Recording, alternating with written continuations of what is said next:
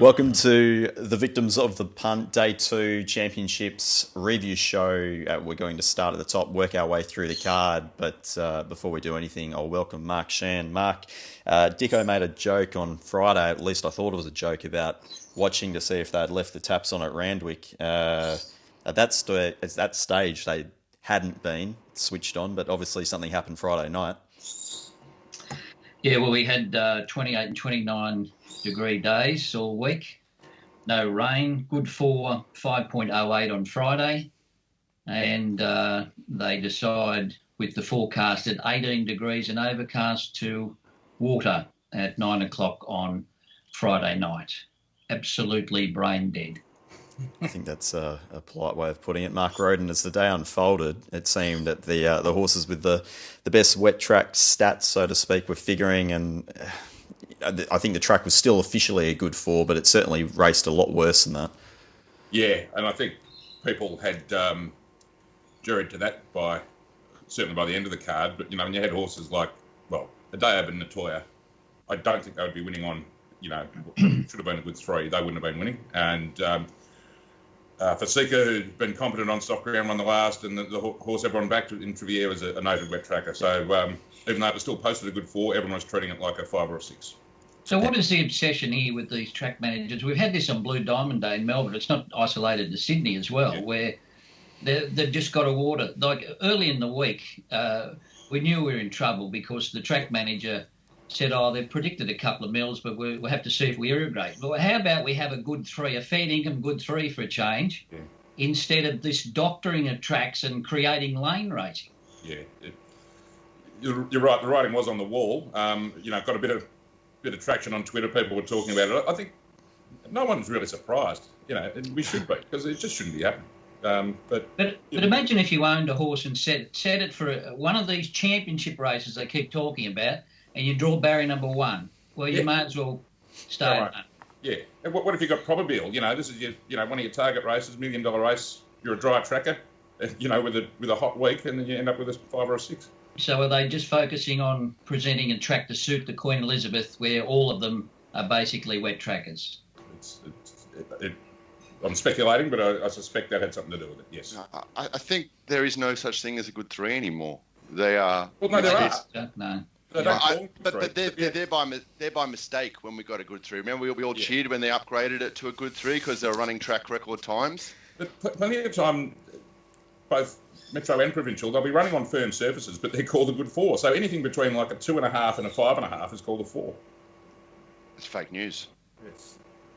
It is staggering. And I'll just put it out there. I don't know how you guys bet in New South Wales week in, week out. I take my hat off to you. Victims of the punt indeed. Disease, that's why. I guess just touching on the Queen Elizabeth, it was, if a Japanese horse turned up this year, I'd love to see a Japanese horse versus noted wet trackers and see what they do then. Anyway, we'll start at the top. They run on good ones over there. The racing's never better. The fans love it.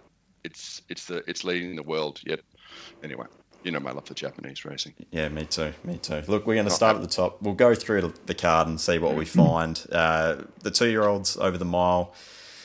Converge has managed to just sit there on pace on an even tempo, 0.8 lengths slow to the 600 on punting forms data, and basically just held off the rest of the field. Rob Scurry, I'll start with you. Just run us through some of these. Barely Saturday class looking at them. These are slow 2-year-olds. Look, I generally like to back horses that look fat deep in preps like Converge was, but then you add Gay Waterhouse into the mix. That's not usually her go. So and it was drifting, which I usually don't mind either. I usually like to get more on. But yeah, I found the 3 here, Arnonquer, for not really that dynamic kind of Jean Dubois. He doesn't win many in the city, but I thought Tom Mark one might help out. And look, I'm not upset with the bet. I think it ran well. Obviously, it gets back, which is not ideal. But if the slug Allegron had got going at the 500 and we could have tracked into it, a la Bossy on his thing against Very Elegant, then I think he goes very close to winning, and I think it's half a horse to follow. But in saying that, Converge, to my eye, looks like he can improve again this time in, and might be a show in, those Mickey Mouse Group 1s in Brisbane. Okay. Mark Shean, your thoughts on this first 2-year-old race? First of many seconds for the day for me. Morris is my dad. I was the wrong way here. Didn't like Converge, and he got a good run and was too good. So I got this race totally wrong. They just dawdled in front. First use of the track was okay on the inside for the first 2 races, I thought. And he just, a good ride from Tim Clark. He didn't want to get into a speed battle. He took the sit on Converge, and he was just a bit too strong. Yep. Mark Rhoden, any thoughts, anything out of this race? Yeah, I think, Mark and I discussed this race on Friday, and I think I could probably agree we half outsmarted ourselves here. We maybe put a bit too much credence into Converge getting the right run on the bias track at Rose Hill to start before, but the fact of the matter was that certainly was the strongest form in the race, and that was enough to get him home. We were putting him on Friday when he was even money as well, and he's got out to 3-1 on the fair at the death, so that's a different setup as well. But I stayed out of the race. I mean, after the race, could have been on the winner at $4, but look, I was never planning to back it, so I can't be too hard on myself there, and just stayed out of the race. Okay. Race 2 was the South Pacific over 1400 listed race for the 3-year-olds. Ellsberg, another winner for Tim Clark, even tempo up front, 1.1 lengths slow to the 600 there, and just dominated this race. Rob Scurry, your thoughts first of all out of the yard? This horse is torture for me, Ellsberg. Absolute torture. Went out to back Easy Far at Warwick Farm one day, and he walked in and graded me right up. Unloaded on him at Newcastle because he was going to lead, and I'll get it back in the run. Missed the start, and he's come in. He looks like he's grown. I think I mentioned to Mark Rhoden. I said, looks like a bloody draft horse. He's an absolute giant these days. But yeah, look.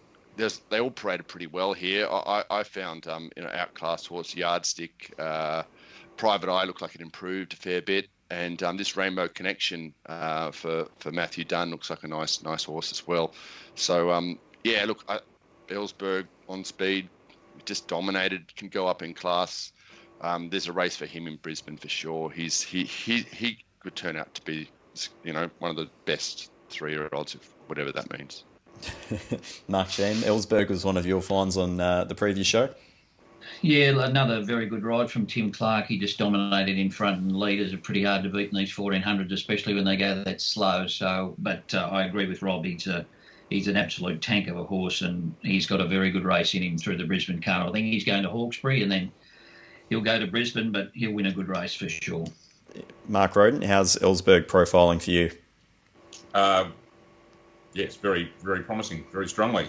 He had that one really big figure when he dominated the race at Rose Hill last prep, really put it all together that day, and he's run right up to that first up, which is a great sign. Yeah, look, Rob might be onto something. If he steps off that platform later in his prep, and it certainly looks like he has the capacity to do so, then yes, he is one of the better 3-year-olds of this crop. So that could well be the case. Good runs by the place getters too, I thought, probably a little bit unsuited. But Ellsberg certainly the key talking point out of the race. Yeah, I think Private Eye paraded a lot better. Rob will probably agree. He was a mess at Rose Hill, and he looked a lot better on Saturday. So he's another one who can probably train on. He had to give Ellsberg a start in 4.5 kilos. So right. if he can meet up in a set weight race or something like that, he wouldn't be entirely hopeless. But he'd certainly improved greatly, I thought, from Rose Hill. Yeah, he's got a great attitude. Private Eye. He's a real dude. He's got a fantastic walk on him, and I think he's going to make an older horse as well. And they might meet at Hawkesbury, and that might be worth tuning in for, because I'm not going, and I was planning on leaving the phone at home, and just giving the whole thing a miss. That's probably wise, Rob. Race 3. Never won a Hawkesbury meeting ever. The provincial championships final was race 3 over 1400. Crystal Breeze off a very fast tempo. They've gone 7.6 lengths fast up front to the 600, which is very fast. And Crystal Breeze has sat back and been able to run over the top of Pandano. Live in the fast lane rounded out the minor placings. And Rob, I did speculate on that horse just off your yard mail, and you're obviously impressed. Yeah, look, it looked up to him. I like the low numbers, and he was the only one of the high numbers that I kind of took my eye. So I put him in for third, and on another day I back at 1x3. And then I tried to do in the rest of the day. I started backing things 1x3. So I missed my moment. You only get one shot at it. Pandana looked great. For a horse that hadn't raced in 6 weeks, I'd almost describe him as perfect waller. He had that just short of a good run, but he had a good attitude. Annoyed I've missed the winner. He's been one of mine, Crystal Breeze. Great ride to get him home. Prince Aurelius probably barbecued on the hot speed, but not sure what to do with him. But Mark Shean, sorry guys. Yeah, winner. I think the inside off by this stage. I think Pandana, the fact that he hadn't had the run for such a long time, or 5 or 6 weeks, and then the pace was pretty blistering up front. He got to the front perhaps a little bit early, but I suppose if you're on him, that's what you wanted to do, get rolling. And Crystal Breeze probably just a little bit fitter on the day and got the job done. I thought Electric Girl was pretty good here. She had very little luck from the top of the straight and definitely should have finished closer. Mark Rhoden, are we following anything out of this race, or do we just wait to see them all come back next preparation? Yeah, I wouldn't label anything to follow. Most of them are reasonably well exposed, and they're just going to turn up where they turn up in their, in their right grade. Pandano has pretty much run to his best. I think they can't have done too much more. It's just the winner had some pretty good figures too, and just got that weight drop on him. Race was really set up. Robbie Brewer and Jess Taylor just went absolutely berserk on their things in front. I had something on Prince Aurelius, but the tickets were confetti by halfway there. They were just going way, way too hard. Although that is him. I was looking to get on Pandano, but the price never got anywhere near what I wanted, which I'm pretty glad about, actually, because that would have been another heartbreaking second on a day where there were a few of them. So, not much more to say about it. Okay, one of the more interesting races on the card, certainly in terms of what the market was doing just before the race, was race 4, the Percy Sykes for the 2-year-old fillies, over 1,200. Jamais has been able to win from the back here off an even tempo. They've basically gone dead even to the 600. Rob, run us through what the 2-year-old fillies look like. Well, what do I know? I thought this took a certainty. Najmati, just the way I like to see a masculine's type of sprint type, big ass, parading well. In another universe, she's 1x3, I swear. And the winner is just like this little squibby thing. It's going to maybe turn out to be a great horse, and it's a great win.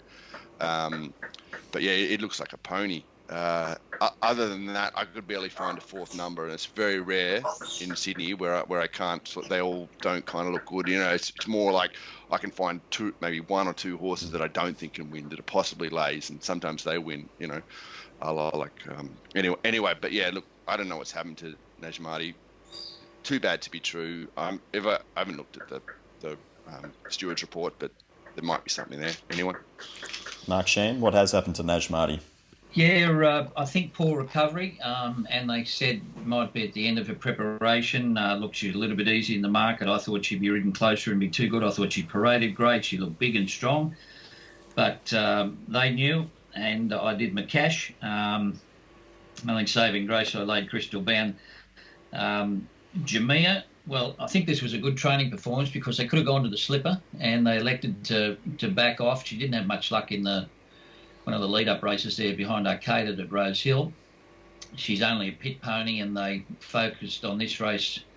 She did trial good at Kembla the other day. In fact, ran her last 3 in 32.6. But she's a horse who always misses the start and gets back, and she needed luck in run, but she got the luck in run, and she was too good. So they did run slow time here, though. So I'm not sure going forward how strong this will turn out. I still think Najmati is a good filly. And Trifascia, well, she's just got no race sense. She's always throwing the head about. I thought she'd be better over longer, but probably in hindsight, they're trying to get her to settle before they stretch her out in distance, and she's still doing a lot wrong. So she's a work in progress for sure, but a good training performance. And Tommy Berry went down to Kembla to ride this filly in a trial, and he stuck with her and gave her a good ride. Mark Rhoden, what are you making out of this race? I don't think it's particularly strong form-wise. I swung around to Najmati too, especially after that yard report, and unfortunately didn't pan out for any of us. But I think the fact that it really hasn't rated that well That tells you why we're also keen to be on Najmati, because as Rob said, if she'd performed, she could have won by a couple of lengths. They've sort of finished in a bunch here, and the time and sections aren't anything to write home about. So the race has just gone ordinary. Jamea, who I'm a bit annoyed I've missed because I've been on her a couple of times in her career so far, has bobbed up and won at good odds. But, you wouldn't say it's going to be a great form reference going forward, with the possible exception of Najmati next prep, I suppose, now. Speaking of races in terms of overall speeds that aren't anything to write home about, here's the Australian Oaks for the 3-year-old fillies, over 2,400. Very slow tempo, 7.8 lengths slow to the 600, so they've basically just walked around here. And Hungry Heart has been too good once again, just clearly turned things right around this preparation. Rob Scurry, run us through your wheelhouse. Look, I actually found this. This is typical of my day. I've seen this yard really well. Harmony Rose is still a bit too keen in the yard, but she went out on top because I don't know. Maybe I'd already got her on over, so that was affecting my thinking. But she's a nice filly, but she doesn't. She's an exception to the rule in the way she parades. Hungry Heart, perfect waller. Had to be on, and the other thing I like was this Due, which is Dapples were coming through. There might be a race for that up in Queensland. Seems to be on the upward spiral. Montefiore looked like she tightened up a little bit, but yeah, a bit of a tail here. There's some of these horses that won't make Saturday horses, and Hungry Heart, I don't think, now it's won 2 Group 1s. It's probably weighted out of everything and off to the barn. What did you think of this Kiwi? That couldn't have it. That's another reason why I wanted to bet in the race. I just thought it looked a bit underdone, and through my mind I was like, Brisbane. They can win in Brisbane. But in run, Mark Rhoden's word were just ringing in my ears with he's got the best turn of foot, Hungry Heart, and with Montefiore and behind it, and the Kiwi behind it, and they kept giving me SP. This has made my day with. Kira McAvoy just absolutely getting to it, only a few lengths off the lead. So I thought it was going to win a long way out, the winner. So that saved my day. Beautiful. Sorry, punters. Didn't tip it, though. Mark Shean, your thoughts on the Oaks? Very dawdling run race. Harmony Rose, disappointing. Didn't stayed on the fence as well, but probably beaten at the time. Montefiore didn't stay. The heavy support for the Kiwi, just looking at her replays, I thought probably her best win was on a drier track than some of her soft wins, so it probably was a little bit surprising to see the money for her. Maybe the punters who latched onto her thought that the Australian horses weren't a strong bunch, but Hungry Heart certainly turned the corner this time in, and Mark's been on her back the last couple of runs, and she defied the bias the last couple of wins, and she's done a good job to win there, but I'm not sure it was a vintage Oaks. Yep, Cochin, that was very much the way. As Mark Shean alluded to, you've been on Hungry Heart basically the most part of this prep. Yeah, well, the last 2 anyway. I do think she's probably the best 3-year-old filly of this year, but that's not saying much. The way the race was run panned out absolutely perfectly for her, because as Rob mentioned, I do think, if this was a truly run 2,400, that might have fanned her out. I don't think she's a genuine 2,400 metre horse, but a walking race like this, you could just use her sprint and get past them. So that actually played right into her hands. The place getters are improving. Maybe this has just come up a shade early for them, but if they can go to another level, do action bargain, they can win nice races. But, yep, we've said it almost every week this autumn, the 3-year-olds aren't great at this stage. Okay. The Arrowfield, race 6, 1,200 metre sprint for the 3-year-olds. Even tempo, 1.5 lengths slow to the 600. Wild Rulers knocked off Isotope. September Run was friendless in the market. Rob Scurry, can you tell me why? Which one was friendless? September Run.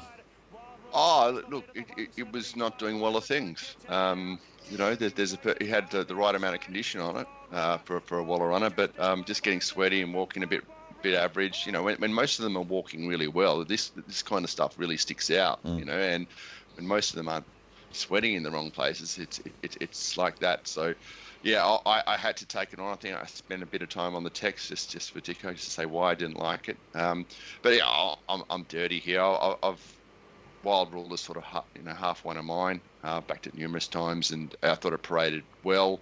I think I had it second in the numbers. Isotope, nothing wrong with it. Like good style of horse, but she's a bit little, and she's very professional and obviously very good. So I've gone 1 by 2 on Rocketing By, which kind of half loomed up. I thought, in my mind, I thought the softish track would sort of help it a little bit, but it's helped the winner, who's done a great job 3 wide on the speed. Old favourites like Aim and Dame Giselle, all look well, but just a bit dirty. Wild Ruler. Not sure how strong these are. Teco, Mark Rhoden. I was just going to say, Mark Shean, this doesn't look like a vintage Arrowfield Sprint. Yeah, maybe not, but with 3/4 of them going to stud already this year, there's not much left to go around. So, look, he was 3 wide, but that was probably the place to be at this time of the day. Isotope, look, she was held up for a couple of strides. Bob of the head, I was on her for a good result, and unfortunately the head went up right on the line. But anyway, Wild Ruler back to Randwick. He missed the start at Rose Hill and got back in the field and got into a better position for him, sort of a dominating position, which he'd had at Randwick in the past. So, he was able to get the job done. So, well done to Connections there. Prague's got a stack of ability, but he just throws the races away by walking out of the barrier. Another great run. He's made up a stack of ground there. But if he jumped on terms, he'd be winning a lot of these races, but unfortunately he doesn't. Mark Rhoden, every runner in this race has recorded a stronger figure in its last 2 starts, with the exception of Aim. What does that signal? I don't know. I think Wild Ruler's probably gone to about his best. I've maybe got a slightly different read on that. Firstly, I'd like to thank Rob. I only had a portion of my bet early on September run and was preparing with the right report from the yard to get stuck right in, but the big red light signal came from Rob, which has saved me quite a bit there, so thank you for that. Again, they're good, not great, these 3-year-olds. You wouldn't... I mean, Wild Ruler was slow at Rose Hill, but he wasn't competitive with the older sprinters in the Galaxy. You wouldn't back any of these to be... they wanted to run September run against Nature Strip in the TJ. Now, they decided against it because of the alley to save it for this. Now, obviously, she's not right anyway, but even at her best, she wouldn't have got anywhere near the likes of Nature Strip and Master Crusader. These 3-year-olds aren't at that level. In a good year, the 3-year-olds will give the older horses a run, especially at sprint trips and in the autumn, but... this group aren't at that level. Okay, let's talk about the Sydney Cup. 3,200 metres, very fast tempo, 8.2 lengths fast to the 600 on Punting Form's data. The horses from the back, or worse in midfield, have come over the top here. Rob Scurry, Stayers, Celino, Rondinella, they've cleared out from the rest. There's a long margin to some of these back markers, or some of the ones that have tailed off. Did you find anything out of the yard that impressed? Oh, they all look pretty well.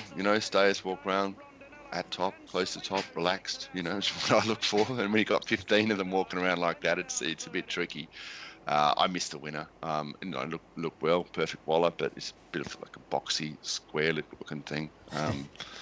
Not my go. I kind of like the Toppy, chosen one.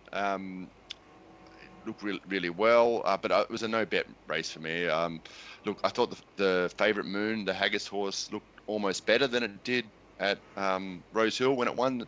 Seems to have got good racing manners as it got in the right spot. Be interested with Mark Shean how he thought favourite Moon compared to when it won at Rose Hill. Realm of Flowers maybe held on. I'll let you speak, Mark. I think I've got some drilling about to happen here. I think 2 of the favoured runners here just got in the wrong spot. She's Ideal and Realm of Flowers. She's Ideal, Rachel King going for a rails run on the turn, and Realm of Flowers getting shuffled right back. So I think if those 2 had been wider, they could have certainly figured in the finish here. Celino got back in with cover and circled the field, made a long run. Ronnie still with no weight. Blinkers off on Saturday compared to his previous runs. We ran on okay. Nothing flashing light, but he'd been a 2-mile winner in the UK. I think the ride won the race, really, to get rolling rather than him being back and off the bit. He got going a long way from home, but I think definite excuses for She's Ideal and Realm of Flowers where they got into when they bunched from about the 600. Yeah, Mark Rhoden, we were talking about this last night, weren't we, in terms of often it's, the horse with the best transit and these staying races and the horses that can run out the distance, they inevitably the ones that win. Yeah, at 3,200 metres, in most staying races, but at 3,200 in particular, ability to run the trip's probably more the most important data point there is. There aren't many races at the distance, obviously, so that it's hard to collect too much data on them, but that is the most important factor in this sort of race. And Solino certainly overseas had that form. I didn't find him. I was on Rondinella again, so I ran second on Rondinella at double figure odds twice in 7 days. And twice to horses who've basically done nothing for 12 months and pulled out their best form and knocked me off, which is a bit hard to take, but here we are. I thought this was a good betting race because I thought both Favourite Moon and Realm of Flowers were too short. Favourite Moon's been beaten 20 lengths. Realm of Flowers had excuses, so maybe I haven't got that exactly right, but I ended up on Rondinella. She's Ideal, wrong spot. Chosen one speculatively who ran on okay, and Southern France, who was not great. He drifted, so I got on him at the closer to the jump, but he was a bit disappointing. But yeah, I ran in the turn. I thought Rondinella and She's Ideal are going to be right in this. Solino had made a long run, and I thought, well, I hadn't rated him that highly anyway. I thought here's a good chance of stopping. We might get over it here, but no joy, unfortunately. Sounding like a true victim, Mark. Yeah, well, no, I don't regret any of these bets. Yeah. The only bet the whole day on Saturday, I'm a bit. I would take back is probably Najmati because I didn't plan to back it and it was a favourite. But I was happy with my play here. I thought it was a good race to bet around the favourites in, and I was right, but just didn't get the result. Okay, let's talk about this so-called grand final, the Queen Elizabeth Group 1 over 2,000 metres. They've gone slow here, 4.2 lengths slow to the 600. It was a strange race to watch in a sense because Very Elegant was early part of the race in front of Addeybb, ends up behind it. I think J-Mac probably spent half the race fighting the mare, and in the end she's gone down to only half a length to a horse that arguably isn't at his best. Rob, what did you make of these in the yard? Oh, look, they're all very well. I even had a small player on Maunga who finally walked. So I don't know what I was thinking. Maybe I hadn't landed a blow. I think Cadover's run well again, the old Vision and Power. He is a weight for age horse, I think we can say that. Sir Dragonet was my main play, though. I thought the horse had improved again. And hats off to Glenn Boss. This is the best. This is one of the best rides of the day, I reckon. He on the corner. It was 2-1 in my mind, tracking Very Elegant, who I thought had to drop off. And it was right behind her, and I thought I was just going to sail down the outside and win. And there it was, clicking away at $6, and mouth open when I got beat. Addeybb is a very good weight for age looker, but Astris over the win, track doctored. Dalasan's paraded really well again. A funny old horse, sprinter, but what is he? He's just a very, very good horse. Mugatu might have had enough. I think that win in the All-Star Mile might have been the best of him. Mark Shean. Yeah, interesting race. Dave missed the start. We all probably expected him to jump in lead and then roll. And next minute, James McDonald is trying to restrain Very Elegant, and it's pulling its head off. Oh, I thought it was in trouble from the mile. I really did. She was in a bad mood compared to her last couple of starts where she'd settled quite well. I think they went about a second slower than at Rose Hill on a worse track. So, I just think she was off her game pace-wise there on Saturday. Things just didn't smooth out for her and Addeybb. Well, just reading some comments after the race, the blinkers went on because he'd been very sluggish in his work, which was something that he normally does, but they were very concerned about how he was going. But obviously when the taps went on, it was a big help. Yeah. The tap solved everything. Exactly. Mark Rhoden, is this the worst $4 million race of all time? I'd have to look at them all before I made a conclusive judgment on that, but it's got to be in the discussion. There was talk about the race about, what a sensational field it was. Well, it was never a sensational field. These horses couldn't live with the likes, well, forget Winks, they couldn't live with So You Think, something like that. Addeybb has got away with this. A, taps, and B, farcical pace and things failing. Like Very Elegant's just up to her old tricks and given herself no chance and been beaten half a length. Dalasan, Dicko's horse, has been beaten 0.7 lengths in a $4 million race. I mean, come on. This is, and look, gone at the 700. Yeah. I mean, look, it was actually a thrilling sort of contest to watch. You know, they were fanned across the track and they're all going flat out, and but in terms of a rating or a performance level, it's pretty poor for for this grade. They finished in a bunch, and Addeybb hasn't gone anywhere near the level he was going at overseas or even out here last year, and he's got away with it again. Was I tripping? Did I see? Did Sir Dragonet look the winner at the 600 behind Very I Elegant? thought he was going to be in the finish, but But the tempo was probably against him. Tempo was definitely coming against from last. That's the only thing, Rob. That's probably why the mare's got pulling again. She runs her best off a good solid clip. This really has been farcically run. The overall time is just horrific. It was great, and sectionally they haven't blown the joint up sectionally either. They've come home okay, but they had to. They went so slow, but no margins, no time. You can't say this is a vintage or a strong form race for the class. No, I think if anything ever looked like a narrative race, that is it. One for the nonnies and the non-betters, non-believers, the whole lot. Let's have a look at the Queen of the Turf over a mile. Natoya, the pizza eating, drinking machine, has come over the top of Probabile, which is probably the greatest moral beaten. If the track is slightly firm, it probably gaps them by 6 lengths. I'm not sure. Rob Scurry, talk about these horses for me. Oh, look, Probabile walked into the yard and looked sensational. Perfect waller. I think I said on the text, like, if this is a good 3, this could be the big. I was thinking about Animo again. I think this is the biggest bet of all time. But because it was a 5 and maybe a 6, I just thought, no, we just got to let it go. So I ended up backing Nimmerly, who might turn out to be a better fresh horse. Even though it looked like it had trained on beautifully and was fat when it won. But anyway, that was a bad play. Conor McCanning looked great again. That was in the numbers.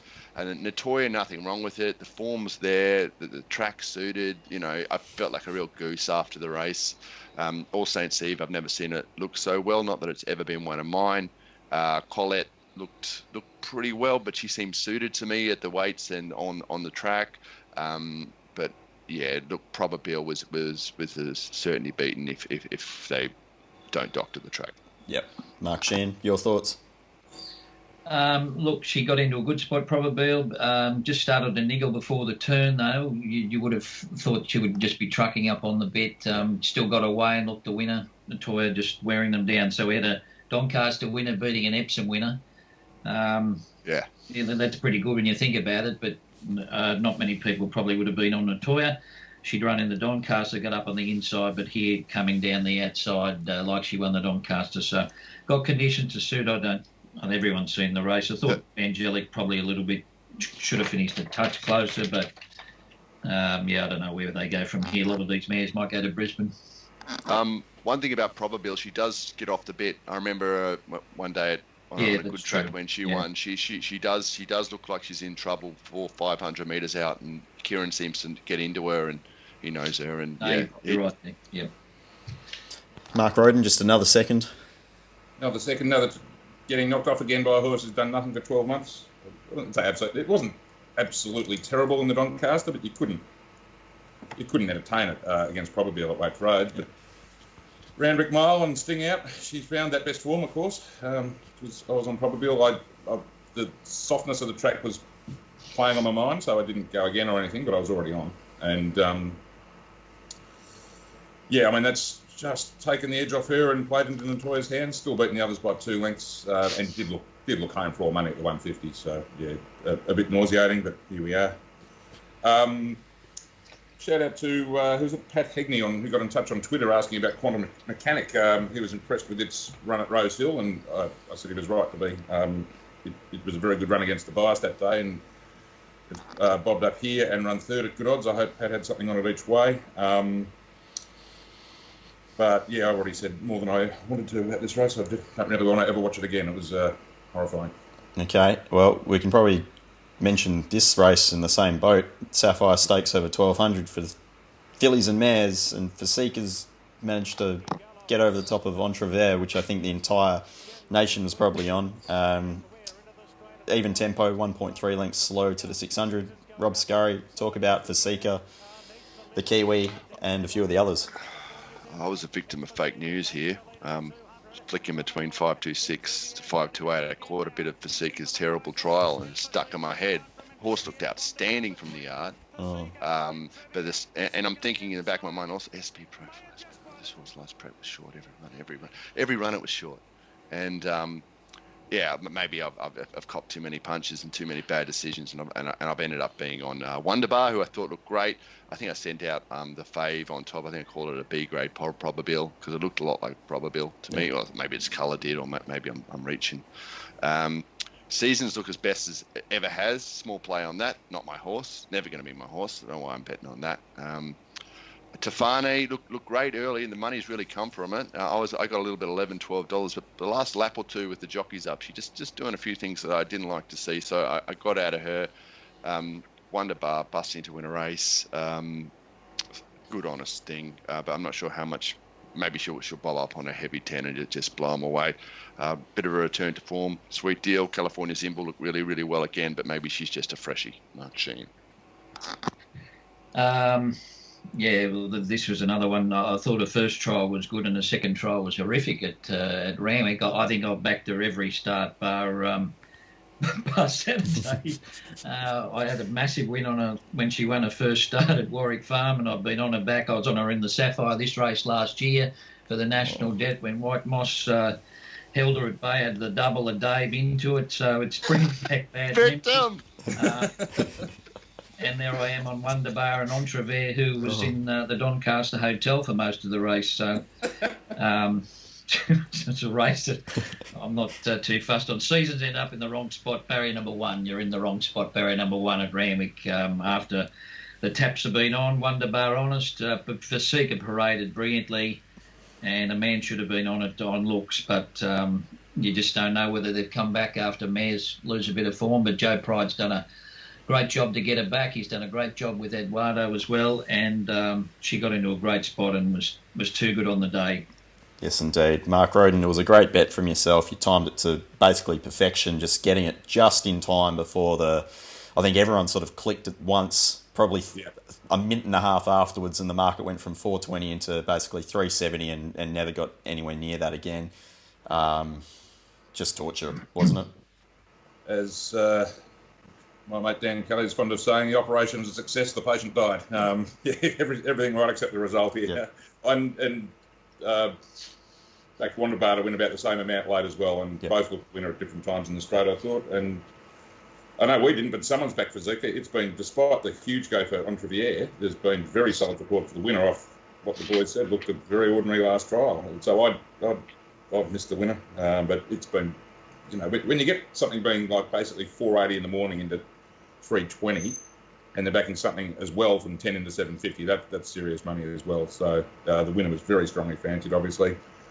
And I suppose I can say she's another one who's done nothing for 12 months, which is a bit, that's cherry-picking data a bit because she's only had 2 runs since last autumn. But, just typical of the day. This was, I thought turning she was going to go straight past him anyway in Entrevert, but the wide run just told. She's probably gone a length or so off her best, and she's been beaten by a head. So there you go. Okay, lots of victims, lots of band-aids and bandages and hemorrhaging to sort out for the week ahead. But before we do that, a few horses to follow. Mark Shean, I'll start with you. Pretty obvious. Ellsberg had a race number 2. I think he's got a, maybe even a Group 1 in him at some stage. Love those on-paces that are big, strong, bullish types. So I'll just go for him because the track was so shifty and basically shithouse. So let's just go with Ellsberg. Mark Rhoden, anything to add there? No, not a real black book is meeting for me. The 2 fillies who placed in the Oaks, if they press on the Brisbane Duation bargain, you would expect to be very competitive if that's the way they're heading. I'm not actually sure, but yes, we've used the word upward spiral, and they're both on it. Okay. And Rob Scurry, anything to follow out of the yard? I'll be a victim and probably follow this Arnaquer at a race 1 for Jean Dubois. He'll probably run at Hawkesbury, and yeah, I'll probably be on that. If the New Zealand filly from the Oaks, if that keeps running in Queensland, that's probably going to go all right. And yeah, a bit of desert war about old Ellsberg. You know, he's another 15-year-old front running brave horse, and maybe I'm totally clutching, but I think he's an absolute beast, and he's grown again, and I've never been on the right side of him, Victor. All right. Very good. Week ahead, Canterbury Wednesday, Newcastle Thursday, Kembla, and the final Group 1s of the season, the All-Aged and Champagne Stakes, before Gosford and Kensington on Sunday for the Anzac Day meeting. Mark Shean, the last of the Group 1s, anything that takes your eye at this early stage? No rain predicted this week, so we're probably looking at a slow 6. No, well, the Champagne's fallen away. We've got Safe's scratched, so we'll end up with Halal, and Animo's not running as well, of course, so it'll be Halal and Captivon will dominate that market, so it'll be a pretty weak Group 1, you would think, and Verge will probably back up. Masked Crusader will be short price favourite in the All-Aged.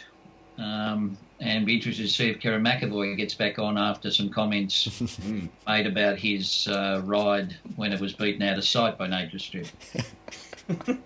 Yeah. Oh dear. Yeah, I wouldn't be taking it's worth $1 million. I wouldn't be anyone who considers taking Karen off in a race worth that much money needs their head read. Yep, I think that's fair to say. Mark Rhoden, you'll have fun though with the 4 meetings across 48 hours there on the weekend. Yeah, that's going to be stretch us a bit, but we'll put in a bit of a shift on Friday and get all set for it. But yeah, that'll be testing. And Rob Scurry, we'll see you in the yard there on Saturday, last of the carnival days, and and I might even hit up the missus that we're not going to Gosford, so maybe Rob needs to go to Kenzo as well on the Sunday just for the subs. No, I don't want to do it, loves. Just got to do it for the subs. Fulfill my commitment for the subs. Okay. Anyway, so yeah, I'll definitely be out there Saturday, and if the track's good on Sunday as well. But it's hard to know how that Kenzo track will play down the outside fence again. Who knows? All right, beautiful. Well, enjoy Canterbury for those playing. We'll be back later in the week to preview the last of the Group 1s. Until then, go well.